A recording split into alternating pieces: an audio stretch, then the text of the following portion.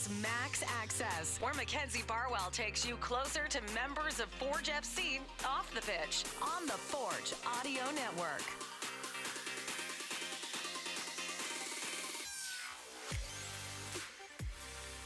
Forge fans, welcome back to the Forge Audio Network. I am your digital host, Mackenzie Barwell, and I am very, very happy to be back. Thank you so much for tuning in. I know we had a little bit of a hiatus over the holidays, but now you can expect an episode a week leading up to Forge FC's CONCACAF matchup on February 7th. So, a lot to talk about in between now and then, but I also have to shout out Oliver Platt and Louis Butko for hopping on the audio network just a few weeks ago. They did a really great job of breaking down just exactly what this tournament is and the significance of it, as well as what Forge's opponent will bring to the table. So I highly recommend you watch that. It'll give you some great context. And of course, you also get to watch Louis relive his Forge FC days. So that was great overall. In other news, though, of course, there have been some updates around the league and with Forge specifically. So we will absolutely get into that in terms of any changes to the roster as well as scheduling. So rest assured, we will touch on all bases, not only in today's interview with special guest Garven Metusala, but also in the upcoming episodes. So let's get right into it because we've got a lot to talk about. Thanks for coming back on Max Access. Thanks to you for the invite. Always a pleasure. Me too. I feel like we haven't done this in a while. We got to go over your break really quick. I know you were at home and it was your birthday. So What did you do? Give us the Coles notes really quick. So I had an injury in off-season, so I had to get this fixed, and then I was just trained a lot. I went to Congo to see my family. Me and my family went to see my grandma on my dad's side.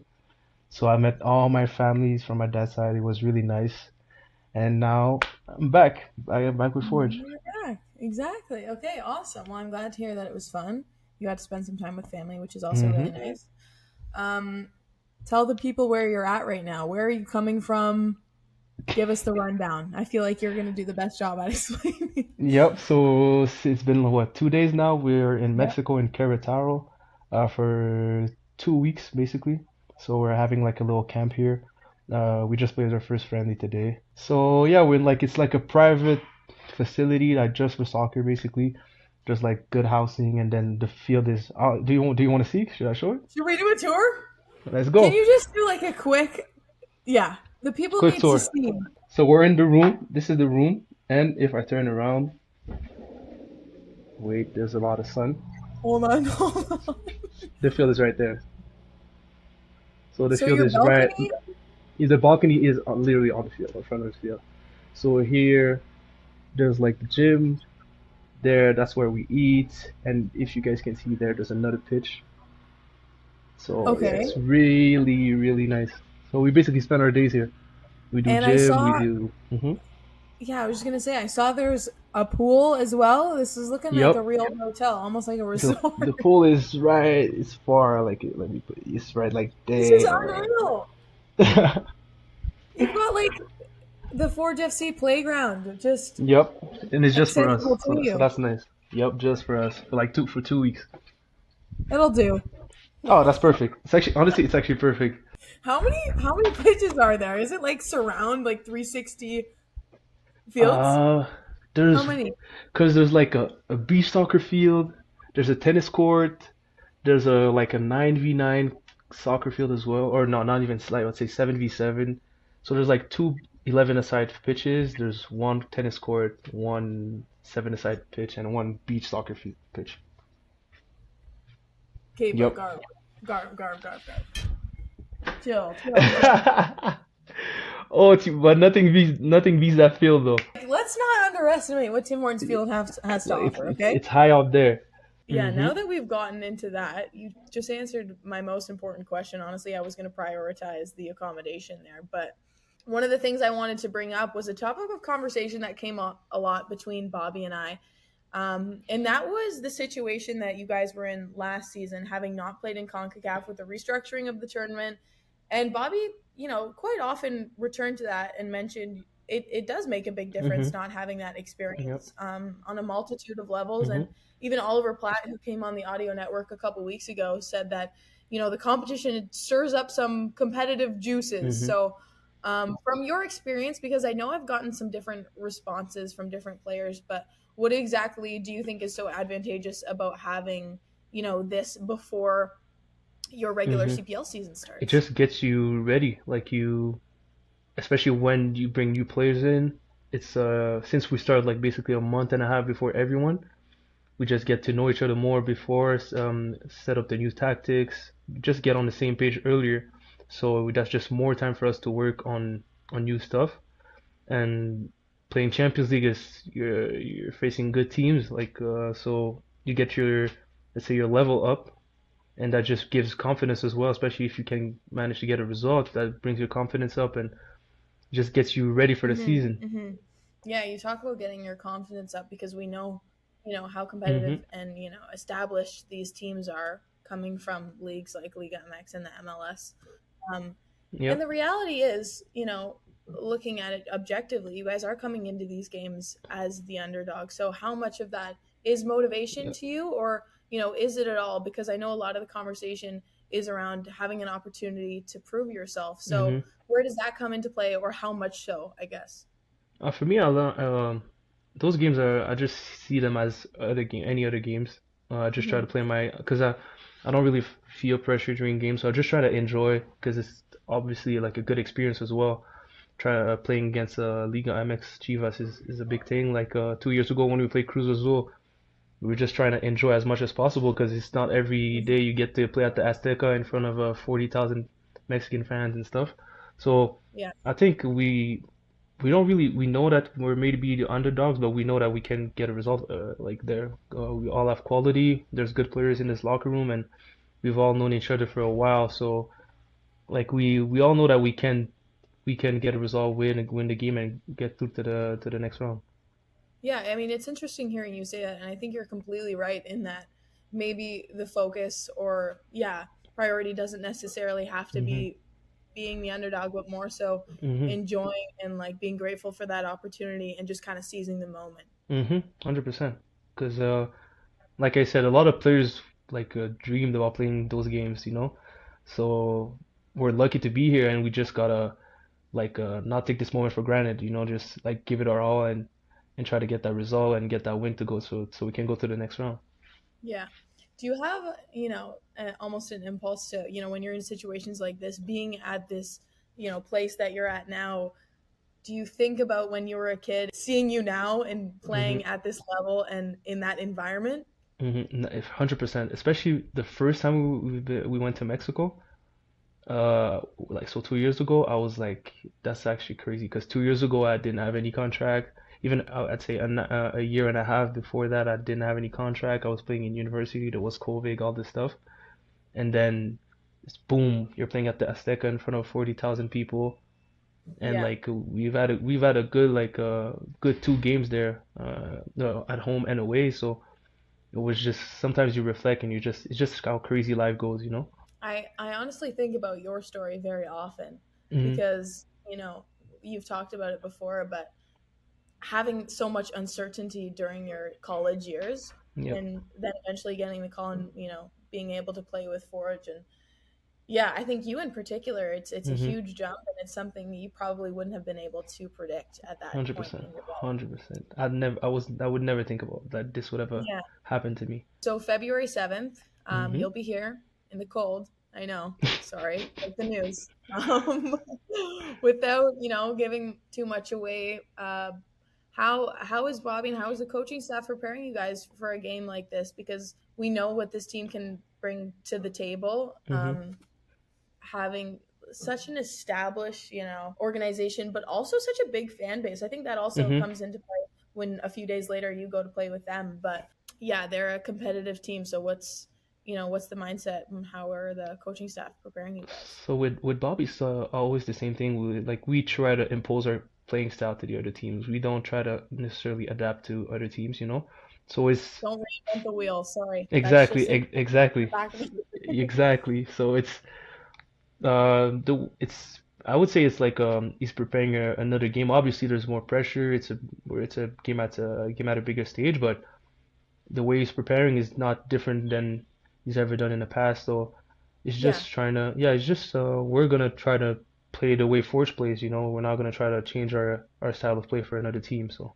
And how is, the morale, the attitude, the mindset coming off of your fourth championship? Because it's not the worst thing in the world, I guess, going into this competition with a fourth championship under your hmm belt. Everyone's happy. So everyone's happy to be back, especially that now we're in the sun. So everyone's Hmm. everyone's happy. So we're lucky to be in Mexico right now in the heat. Good facilities around us, so good people Yeah. around. So everyone's just happy. The vibes are really positive. We know it's gonna be an intense 2 weeks of training, but everyone's ready and up for the challenge. Yeah, it's a win-win. hmm Another thing that I wanted to ask you about, and honestly, I hadn't planned until I was just like writing some things down to talk to you about. And as I was planning my questions, different things came up in the media, for example, like new transfers, roster updates, and whatnot. So, is it difficult, or how do you, keep your eye on the prize or stay focused when there's a little bit of background noise, not hmm only around the league but with your team in particular?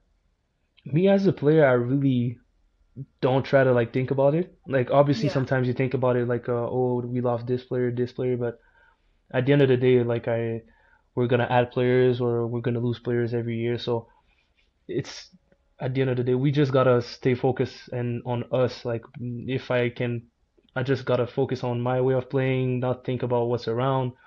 So this is all like you said, like it's background noise. So I shouldn't let this hmm affect me or affect my game. Should just focus on because that's not my job. I'm not the one who's gonna bring the players in. So I know there's yeah, people that yeah. are working on this as well. So my job is just to focus on the pitch, and that's it. It is a natural process, like you Mhm. said. There is turnover from season to season. I think Yep. it's just it's a different perspective coming, from a media standpoint, but also Mhm. like a fan perspective, because 100%. there's a different, attachment or relationship. You know what I mean? Mhm. Because Mhm. with the fans, and honestly, coming from my perspective as well, you develop these relationships, and then people inevitably move on. That happens, Mhm. and then it's almost like a shock. But as a Yep. teammate, it's kind of like, that was bound to happen. We got our time together, and then you move on. So Mhm. is it? Yeah, I guess in that regard, is it, anticipated and just Yeah, accepted? yeah. It's anticipated because usually between players we talk to each other, so usually you kind of know like if a player is gonna come back or if a player is not gonna come back. So it's not really a surprise as well. Mm-hmm. Mm-hmm. Okay. Moving on from CONCACAF, of course, today home opener dates came out. We got the 2023 championship final rematch happening April 13th. Crazy that we're opening the season that way, but Wait, so we're playing yes, Cavalry again? Calvary. Yeah, surprise. How many years is that? Is that 3 years in a row? Yeah, it's another one, right? So, Yeah, start with the best game always, the best rivalry. So excited. Yeah, those games are. I don't even need to explain. Like there's always so intense. yeah, Like the teams don't like each other, the players don't like each other, and first game. That's the best way to kick off the season. totally, totally. Get the competitive juices flowing, as we said earlier. So what date you say? For April what? I forgot about the date. I Check just know your April, but I forgot the schedule. date. April 13th. 13th? Yeah, 13th. Thank you, David. He answered my question as got well. you. I got you. At Forge FC on Instagram. This was fantastic. Thank you so much for joining me, and thank you A for pleasure. the tour. Oh, always a pleasure, and I'll be back soon. Okay, sounds good, Garv. Thank you so much. Sounds good. No problem. All right, a big thank you to Garv once again for joining us from the soccer hotel in Mexico. I'd be lying if I said I didn't end that call slightly jealous, but that's okay. I appreciate everything this weather has to offer as well, and I'm sure as do you all. Um, Before we wrap up, a few other things, of course, that I have to touch upon. If you are following the Forge FC social media, you would have seen some updates that occurred yesterday. First, triggering the options of Seba Costello, Malcolm Duncan, and Chris Colongo, so they will be confirmed for the 2024 roster. In case there was any confusion around the option language, because hand up, I did have to fact check myself before I talked about this. Charlie O'Connor Clark, who I got in touch with, did a really good job at explaining it. And for anyone who doesn't know, if a player, for example, has a 2-year contract plus an option, the club can trigger that option, extending their contract automatically by a year. If not, they choose to decline it and they become a free agent. So just to put that out there in terms of context for anything that may happen in the upcoming days. Some of you may be thinking, Mackenzie, we already know that. Others may be appreciative. So, I just thought I would throw that out there. But, of course, now 3 other players left with unconfirmed status. We've got Kayvon Tavernier, Abu Sissoko, and Alex Ashenyodi Janssen. So stay tuned. We will keep you up to speed on everything there.